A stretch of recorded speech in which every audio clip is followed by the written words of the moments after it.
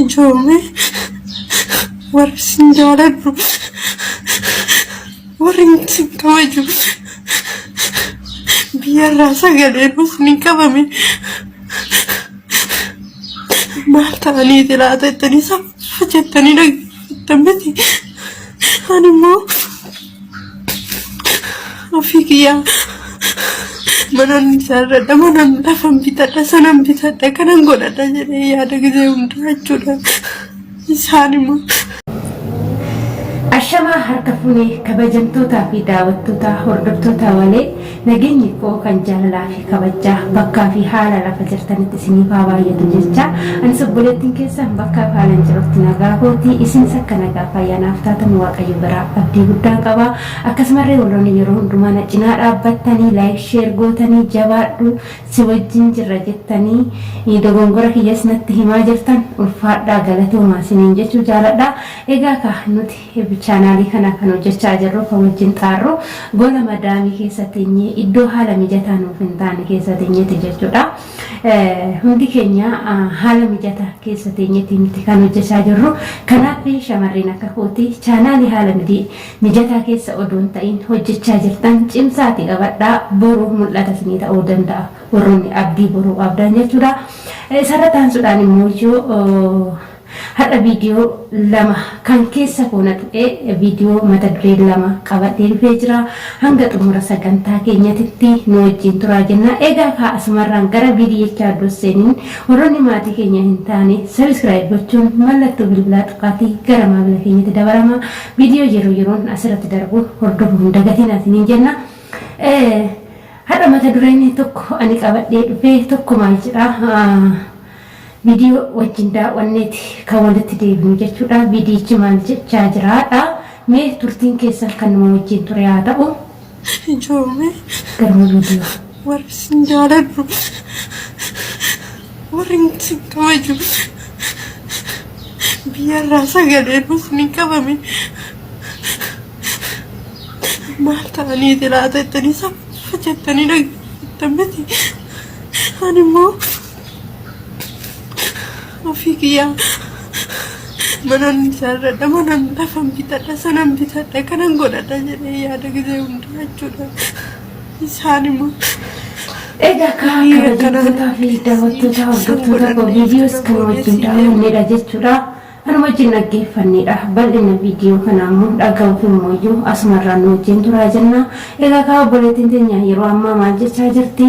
Ani ergan biyyaa ba'ee jedhee yuunifoormii ofirraa qayyiree uffata kana ofirraa baasee uffata gaarii tokko uffadhee beeku caammaa sinibirii ofirraa baasee caammaa tokko caammaa gaarii jedhame uffadhee beeku gola ormaa keessatti mataa koo gadi qabadhee waan ilmi namaa uffachuu hin dandeenye uffadhee tanan kanan jiraachaa jiru. Garuu immoo biyya irratti maatiin koo kun qotiyyoo ittiin bitannaa maallaqa nu ergii ittiin barannaa maallaqa nu ergii ittiin nagannaa akkas jedhanii yookaan maatii obbolaa obboleettiidhaan obboleettii tana waggaa hedduminaan natti fakkaata taa'ee maallaqa ergisiisaa turanii. Garuu ishiin immoo maallaqa kana gisee ergitu warri biyyaa immoo maallaqa argu malee waan ilmoon isaanii keessa jirtu kan obboleettiin isaanii keessa jirtu namni hubachaa jiru hin jiru.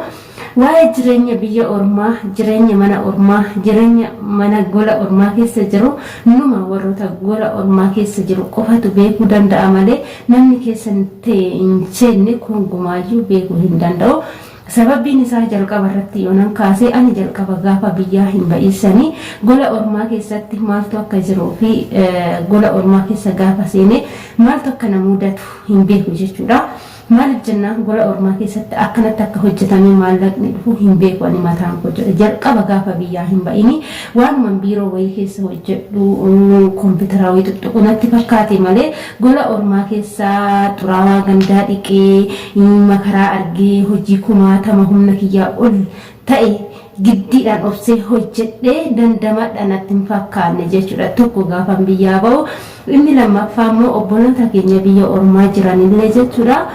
Akkasitti dalaganii maatiidhaan maallaqa ergu natti fakkaatu. Yeroo intalli eebelu maallaqa ganaa ergite intalli eebelu maallaqa akkasii ergite naan jedhan kaa biyya irratti jira ollaani anillee yoomani deemee akka intala ebeluu san maatii kooti erga jedhee yaada garummoo hojiin immoo hojii kana natti hin fakkaatu jechuudha obbolaan akka kooti baay'inaan jiraachuu dandeessu gaafa as geessan immoo dubbiin faallaa dhufa jechuudha egaa biyyi ormaa waan baay'ee nama barsiisti wanti isheen nama hin barsiisne hin jiru gaafa as gaanii jedhanii egaa maatiin gahee namarraa hin qabu tokkoffaa kan nama guddisan lammaffaa immoo akkaatii immoo deemte jijjiiramtu maatuma warroonni keessattuu gaa'ela doon ijaarratiin gaafa biyyaa baatanii maatumatu biyya ormaa kana nama ergaa isaanumatu yookaan lafa namatti gurguree yookaan immoo qotiyyoo gurguranii haala saniin maatiin keenya akka biyya ormaa kana dhufnu nu gargaaru jechuudha egaa isaan immoo oolmaa isaanii kaffaluun immoo dirqama keenyadha garuu immoo oolmaa isaanii immoo likki dabarsaa amataa gara amataatitti waan hojjetan oggaadhaa gara oggaatitti wanta hojjennee argannu kana isaanuma erguu osoo hin taane dirqama ofiifis of yaadudha jechuudha maaliif jennaani har'a gola ormaa keessatti maallaqni baatiidhaan ni arganna maallaqa baatiidhaan yoo argannu kana maallaqni waan dhumu nutti fakkaatu garuu maallaqa kana maal gochaarra nu hin irra jechuudha akkana bakka inni nuti tadhaa fuuldura kee jira rakkoon qabu hojiirra jira xaaxaan qabu jenna maallaqa kana hin irra jechuudha immoo wanti tokko odota sana mudate fakkeenyaaf odoo hojiirra jiranii dhukkubsachuun jira wanti garagaraa jira tasa biyya galuutu jira jechuudha gaafa tasa biyya galtee jettee ati maallaqa lafaa hin qabdu gaafa achi geessee jettee rakkoo keessa kufuu dandeessa isa taansuudhaan immoo gaafa hojjettee gola ormaa keessatti akkuma ka ilmi namaa oolaa bulu ilmi namaa guyyuma dhiitee bariitudha dalagaa mana ormaa guyyaa guyyaadhaan qinnisaa hin deemu hunda balaa deemaani maal bakka keessa jiru maal akka qabu ginii hin beeku jechuudha hojuma hojjechaa oollee bakka hojiin hin jiru hojii takka hin qabnu jennee gaafa rafne gaafa ribaa kaan hojii kumaataman nu eeggata jechuudha musiinni mana arabaa keessa jiru xiqqaamti jechuudha kan hundumaayyuu bakka inni dhufuufis hin beeknu kan hunda hojjenna yeroo hojjennu kana anniisaan keenya bakka dadhabaa dhufaa qaamni keenya dadhabaa dhufaa yeroo kana nyaata qinnesuutti deemna jechuudha appitaayitiin keenya nyaata fudhachuu dhiisa jechuudha nan nyaadha jettee beeloftee gaafa gadi teessee jette appitaayitiin maal godha nyaata nyaatu jechuudha maal goona bishaan qofa dhunnee yookaan sa'aatii qursi nyaachuu malletti misaatti dabarsinee misaa nyaanna sa'aatii misaa sanitti immoo qoonqoon keenya beelofnee waan jirruufi odoo qursi nyaatiin misaa nyaanna waan ta'eef qaamni keenya qoonqoon keenyas nyaata sanis nu fudhatu saniin booda appitaayitiin keenya cufamaa dhufa jechuudha yeroo kana rakkoon adda addaa nurra ga'aa dhufa ka oggaadhaan jechuudha yaa biyya ormaa keessatti bara nan galaa egereen galaa bara dhuftuun galaa bara itti aantu galaa odoo jennudha idimeen keenya biyya ormaatti kan dhumachaa jiru kanaaf yaa obboloota koo obboleettii tanaan maalan jedhaanani yoonan gorsa tokko yoon akka nama tokkootitti jechallee waan qabaadhe yaa obboleettii keenya jireenyi biyya ormaa baay'ee tokko cimaa namatti cimaa jechuudha kanaaf ati ammaan boodatti yoo dandeesse jette maallaqa kee amata lamataa ta'u duubatti deebi'u hojjedhu harkatti qabadhu galii waan si barbaachisu hojjedhu maatii koo obbolaa koo hin jedhin keessattuu warroonni obbolaa gargaartan jechuudha obbolaa keessan gargaartu malee jireenya itti agarsiisaa hin jirtan bakka kanatti dubbadhe wanni biraan darbine jechuudha maatii haadha abbaa keessan gargaara garuu warroonni obbolaa keessan obboleettii keessan warroota fayyaa qabu warroota oduu hojjetanii of jijjiiruu danda'an isin maallaqaan asii achi gargaartanii dhiifama viidiyoon xiqqoo rakkootan inni kaatiif viidiyoo daddaan jette enna asii achi obbolaa keessan maallaqaan akkana godhi isaan godhi abshirsi wajjinaan jira akkana ta'e jettanii maallaqaan gargaartan jechuudha tokkoon keessan jechuudha hunda keessanii midhaan immoo waan namaa dubbachuun garuu wanta nu badhee fi wanta namoonni maallaqa gaafa argan garamitti akka deeman irraa hubadhe jechuudha maaliif jenna warri biyya keessa jireenyi maal akka ta'e jireenyi haala kamiin ilma namaatiif kan jijjiiramuu danda'u maal akka ta'e baay'inaan hin beekan dhaloota lafaa ol dhufaa jiran kuni atarra gaafa biyya ormaa jirtu ni gargaarta obbolaa keetis ni gargaarta waa hunda ni guuta garuu idimee guutuu obbolaa kee gargaaruu dandeessu jechuudha kanaaf yoo dandeessa ta'e yoo kan danda'amu ta'e jechuudha. Inni yeroo hundumaa maallaqa naa ergee jedhu maallaqa erguu osoo hin taane gargaarsi maallaqaan osoo hin taane irra guddinni maadha yaadan jechuudha. Yaada haala jireenyi maal akka taate karaan jireenya maal akka taate kaayyoon maal akka ta'e mul'anni ilma namaa maal akka ta'e itti agarsiisudha jechuudha. Nama tokko malee maallaqaan kan duuba deemtu yoo ta'e nama sani ati gaarii gochaa jirta osoo hin taane maal gochaa jirta gara kufaatiitti geessaa jirta jechuudha. Kanaaf wanta akkanaa warroonni goota shamarran biyya arabaa gola ormaa keessa teechanii daa'imman ol guddattu obbolaa keessanaa ta'u obboleetti maallaqaan deeggartanii booda jireenya isaanii bada jechuudha. Maaliif jennaan isaan jireenyi maal akka ta'e hin beekan, maallaqni akkamitti akka dhufu hin beekan, maallaqa baankiidhaa dhaqanii faafatu, hojiin maal akka ta'e hin beekan, gaafa hojii tokkoon hojjenna jenna cabboo achiin ergama ichi gaafa rakkanne jedhu kan harkaa qabasanni balleessu. Kana jechuun immoo garaa kufaatite jechuudha. Kanaaf haadhaaf abbaan kee immoo gahee sirraa qabu waan ta'eef gahee haadhaaf abbaa kee gargaari. Fakkeenyaaf namoonni baatiidhaan yoo dhimma ta'e malee baatiidhaan hundi maallaqaan ergu yoo dhimmaaf ta'e jechuudha. Baatiidhaan kan ergamu yookaan baatii 2 baatii 3 akkasitti baay'inni kan ergamu yeroo kana maatii keetii parsantaayiliidhaan yoo baatii 3 kan ergu 10,000 yoo maatii keetii kennite kaan immoo ofii keetii yoo itti godhatte siif gaariidha jechuudha. Maaliif jennaan maatii ofii biyya ormaa keessa taa'anii gargaaruu osoo hin taane haala jireenya kee boru gaafa biyyatti galte maaliin akka jiraattu erga godhattee asii galtee biyyatti dalagaa wayii uummattee jechuudha. Dalagattee atis fayyadamaa maatii keetis kan fayyadu santu caala malee gola ormaa keessa teechee guutummaatii kan gargaartu yoo ta'e maatiin kee gargaarsa kee baratanii gaafa gola ormaa keessaa baatee ati galtu immoo maatiin kee si harkaa kufu jechuudha. Kanaaf wanta akkanaa kana ijoolleen gootan baay'ee keessantu jira. Ofii keessaniifis rakkootti of kuffistu, maatis rakkootti kuffistu jechuudha. Kun immoo kufaatiidha gara kufaatii jedhama. Kana jechuun koo maal jechuu barbaade taananii warroonni as teechanii maatiidha yeroo baay'ee jechuudha. Ofii of ijoolleen of dagatanii kan maatii qofatti jiraatanii jiru jechuudha. Kana jechuu kooti jechuudha. Inni biraa immoo mata duree lammataattan darba viidiyoon hin dheerata. Kanaaf viidiyoo biraatiin isinii dhufa jechuudha. Viidiyoo mata duree lammataa yoo nan itti isinii darbe jechuudha. Mata duree baay'ee na dinqee viidiyoo baay'ee na dinqee viidiyoo kana kan hojjechaa jiru ijoollee Amaaraati jechuudha.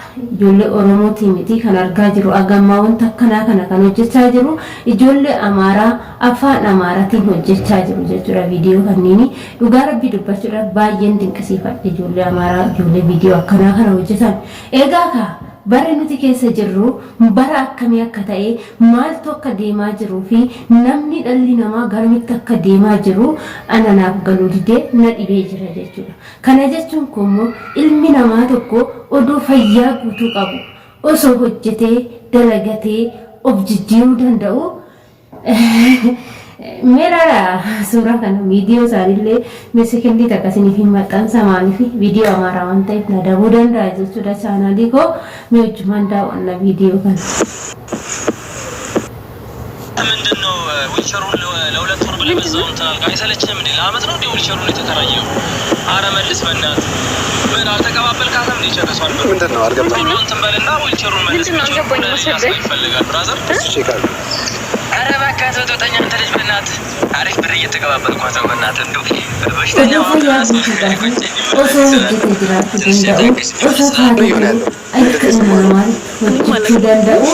Fiicharii irra taa'ee ani bashiteenyaadha guyyaa keessan akkana ta'ee adagaa makiinatiin akkana ta'ee ergan akkana ta'ee tutturee jira. Akkana ta'uu kootitti immoo maatii fi hiriyoottan kootiin jibbameen ture. Maaliif jennaan qaamni kiyya hir'uu waan ta'eef maatiin kiyyallee na jibbaa dhufanii immoo rabbi na godhe kanani isheen immoo waa hunda koo wajjin na jaalatte baay'een dinqisiifadha jedhe. Kana jechuun isaa garuu namni kun fayyaa guutuu qaba. Viidiyoo kana xumuraan dhaggeeffadhe jechuudha.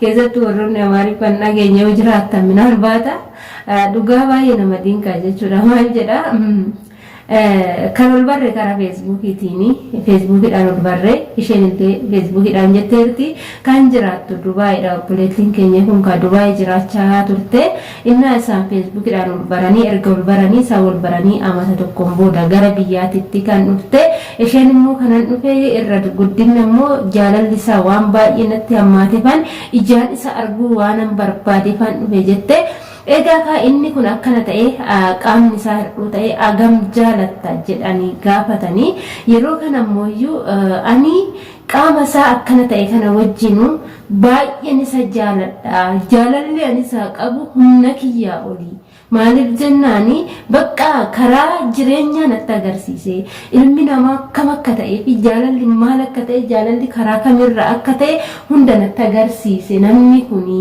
kanaaf hedduun isa jaaladha isa dhabee jiraachuurra immoo addunyaa kana guutuu dhabu naaf hoyya jettee obboleettiin keenya kun yeroo jaalala isaa qabdu yoo ibsitu jechuudha. Inna ammatti immoo isheetu kiraa manaa kan danda'e waa hundumaa danda'e kan irraa cufee yeroo amma kana gaashisa danda'aa jiru eenyudha ishiidha jechuudha. Birri ishiin Dubaayidhaa fidde furdaa kan ergan dhufe reefan je'amu akkasaan guutaa jette birri furdaa harkaa nyaata jechuudha.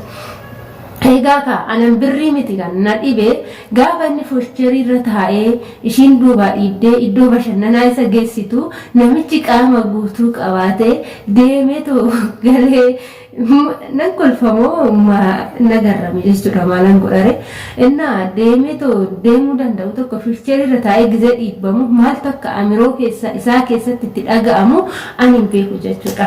Egaa ka isheen illee akkasii inni immoo jaalalli isheedhaa qabdu akkamiin jedhanii gaafannaanii jaalalliin ani ishiidhaa qabu jedhe jaalalliin ani ishiidhaa qabu agana jedhee afaaniin dubbachuun natti ulfaata gochaadhaan agarsiisa malee jaalalan ishiidhaa qabu afaaniin akkanitti dubbadhu natti hanqata jedhe miidhaadha ijoollee yaani kana hunda amma mucaa kun ishee jaalate moo birrii jaalate moo qaama erga jaalala ishii qabaate akka fayyaa ta'e itti agarsiise yoo jaalatte jaalattu yoo jibbite jibbitu maaliif hin jenne fiicharii irra taa'ee qaama hir'uu fakkaatee gaafa kana godhu maal jedhe ani qaama hir'uudhaa ta'ee ishiin akkanatti na jaalachuu kootii fi hedduu tokko natti gammada jedhe yaa waaqayyo dhiifama nu godhi garuu ati waa hunda dandeessa ilmi namaa odoo fayyaa qabu bashitenyaadha jedhee maallaqaa jedhee fiicharii irra taa'uu haga ga'u bira geenyerra ani kun amiroo nama tuqa jechuudha. Maayqo'a namumti birrii shamarran biyya arabaa kun maaf itti maraatani ijoollee shamarran biyya arabaa bar teechatii miti jechuudha maallaqa kana fiddu ijoollee. Video kana share na godhaa dhugaa miira keessan galaa jira bakka maaliif jenna tokko ganama warri baakaate akka namaa qursii nyaattu bishaan oo argatte bishaan uddeeraa watteeti hiriyoonni ishii misaa miiknisaa kiloorarsii filaashii diitoolidha hiriyoonni ishii yeroo hundumaa jechuudha shamarran biyya arabaa kana guurrattee kan itti walawwaltu fooxaa wantoota adda addaa kana guurratteeti gara hojii ishii deemti ganama yoo irribaa kaatee fuula ishii dhiqatte malee nan nyaadha nan dhuga jettee guyyaa tokkitti mee ijoollee hundi keessanuu mee viidiyoo kana jalatti koomentii na barreessaa isin gola ormaa keessa teechanii guyyuma tokko irribaa firaashii keechanirraa kaatanii odoo gara dalagaa namaan deemin kushiinaa gandaa keessa deemtanii waan nyaattan hojjetattanii beektu qursii keechan nyaattanii erga nyaattaniin booda gara dalagaa deemtanii beektu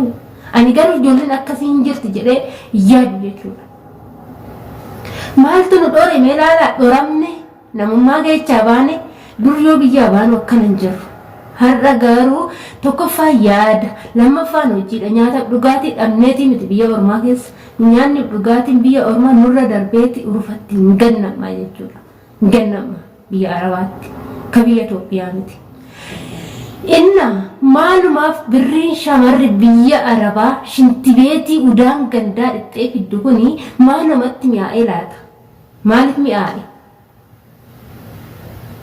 Ijoolleen tun bar akka nama kamittuu jijjiiramuuf gubatanii mataa isaanii gadi qabatanii gola ormaa keessatti kan jiraatanidha malee itti tolee taa'anii birrii kana yookaan wambarii irra taa'anii dugda isaanii akkanatti duubatti laala uffata kana laala uffata kana jechuudha. Uffata kana amma ani ergan biyya Arabaa dhufee uffata gaarii tokko hin bitanne jechuudha. Birriin uffataan bitu nama rara.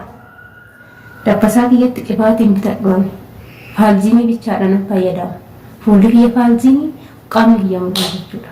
Maaliif jennaan har'a kan biyyaa baanee gubbaa keenya bareessuu uffata bareedaa uffannee bareennee mul'achuu akka feenetti filannee suuraa kaanee of posatu miti kan biyyaa baane jechuudha. Nuti gaafa biyyaa baanu kaayyoo mataa keenya qabna. Boru ittiin jiraanna, boru ittiin gammanna. Bareenni biyya ofiitti tolti. Kanaaf akkana taanee jiraanna jechuudha. Idimee keenya malee fuulli keenya walitti nu qoncoore garuu idimee keenyaa miti. Namni fayyaa guutuu qabu birriidha jedhee gaafa fuushariirra taa'u isa kana fannisuu ture. Dhugumas siniin jedhaani. Ana mucayyoon nama rartes bakka nama rarte mucayyoon ishiin dhuguma namni kun anaana jechisiisa ka namni kun qaama wanni hir'uudha. Yommuu ishiin gaafa sitti of jejju yookaan immoo gaafa lakki jettee bira dabartu itti dhaga'amuu danda'a. Waan nama mudatu hin beekani namni kun wajjin hin dhalanne guyyaa keessa akkana ta'e jettee ofitti qabde malee namni kun fayyaadha jettee fayyaa maallaqa ishii nyaachuu akka nyaachuuf zadee kana uummate odoo beekte maal gochaa nama kanatti dhiyaatte jechuudha. Kanaaf ijoollee keenya viidiyoon ijoollee yeroo Amaaraa yeroo ammaa hojjechaa jirtu viidiyoo baay'ee barumsa namaa ta'u. Warri biyya keessaa immoo Maamad Ollee wal jalaa hatu kan isaanii dhiisaa wal jalaa hatanii maal akkanneen. Garuu dhiirri shamarran biyya Arabaa keessa jirtu, shamarran gola ormaa keessa jirtu kanaan jechuudha ka. Maallaqaa jedhee waan garagaraa hojjetu odoo dhaabbatee anaaf gara kootiin baay'ee barbaachisaa jechuudha. Innaa kanaaf ijoolleen teenya jabaadhatee of eegaa maaliif akka biyyaa baatan maaliif akka gola ormaa keessatti hojjechaa jirtan of eegaa. Keessattuu jaalalli onlaayinii maaliif barbaachisee nama tokko odoo qaaman hin beekin suuraa isaa ilaalanii sagalee qofaan nama jaalachuun sheemidha. Namni immoo gaafate gola ormaa keessa jirtu miidiyaa irratti si barbaade jaalala si gaafateeyyuu jaalala kee osoo hin taane maallaqa kee akka filate beeki. Maallaqa filate malee jaalala kee filanne jechuudha. Jaalalli jaalalaan malee jaalalli maallaqaan hin bitamu. Kanaaf jaalala binna jettanii keessattuu jechuudha. Warroonni kamaal jaalala binna jettanii maallaqa nu ergi gaafa isin hin jedhani madaamidhaan kan meeqa sobu jiru akkanatti maaliyyoo ta'e biyyatti rakkadhe kan haati tiyyana jalaa dhukkubsatte jedhee madaamin gaafa kennu fidi dassoobee harkaa fuudhee dhiiraa ergu kumaatama maaliif akka ta'e naaf hin galle jechuudha. Annanni lakki wanni kun sinawwaa ta'uu wanni kun sirrii miti jedheeni odoo ani gorsu narra darbee maallaqa ergee booda kaaddame nan beefa jechuudha. Gaafa dhufee mee akkanan ta'e naan jedhu gosh maarree gorsa diduu du'a hin diduu jedhama manni Oromoo. Namni gorsa dide du'a garuu giddii fudhata. Diduu hin danda'u. Kanaaf of eegaa ijoolleen ta'e. Keessattuu ijoolleen amma dammaqaa bakka dammaqaa waan keessan hin kennina. Bakka haadha abbaa keessan gahee isaanii jechuun gargaara garuu ebelu jechuun isaati of ta'a jiraadha. Bakka of ta'a hunduu of ta'aa jiraatu. Erga namni tokko qaama guutuudhaan dhalatee of ta'aa jiraatu. Abbaa manaa keessan yaa ta'u hiriyyaa keessan inni sachittaa hojjetu ati hojjedhu. Bakka gaafa galtan itti makaadha. Isatu barbaachisaadha. Yookaan immoo abbaan manaa kee yookaan hiriyyaan kee maal akka hojjetaa jiru maatii kee daawwachiisi. Hojiin inni hojjechaa jiru yoo dhugumaan sirrii ta'e haala sanii parsentaajiidhaan erguu yaala. Yookaan gaafa sii galtan gaafa kufame deebi'anii biyya ormaa kanatti deebi'u deebi'anii gola madaami kan keessatti cinqamaa ba'an kana keessatti waan uumaman deebisi as keessatti gad deebi'u. Dhugaa anillee duraan dukkana wayii keessan ture natti fakkaate duraan dukkana sababiin isaa yeroo duraanii jechuun baay'ee tokko akka ammaa kana naaf hin ifne galeet illee deebi'ee jira jechuudha. Oduun akka ammaa kana naa ife ani galeetoo biyya ormaati galee biyya ormaatti hin deebi'u. Biyya kootitti ani hojjedha. Yeroo ammaa fi yeroo duraan illee garagaraa baga miidiyaa kanas bari'an. Miidiyaa waan baay'ee na barsiise.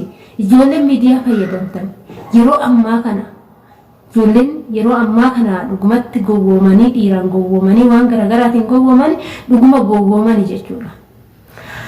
Akkasiin jedha kabajamtoota fi daawwattoota hordoftoota walee viidiyoon kiyya kana fakkaata wanti narra qabadhee dhufe yookaan sin bohaarsuu danda'a yookaan sin gaddisiisuu danda'a jechuudha. Haasaa baay'isee yeroo jalqabaatiif viidiyoo dheeraa hojjechaa jira. Nan aareef waan natti dhagahame irraa haasa'uun qaba jedheetumanii kanaan taa'ee jechuudha.